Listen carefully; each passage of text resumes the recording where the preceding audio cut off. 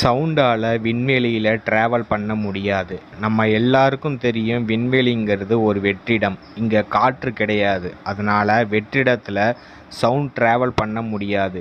இதனால் பல கோள்களிலிருந்து வரும் சத்தத்தை நம்மால் கேட்க முடியாது. விண்வெளியில் இருக்கும் ரேடியோ வேவ் சேட்டலைட் மூலம் விண்வெளியில் இருந்து வரக்கூடிய சவுண்டை கேட்கலாம்.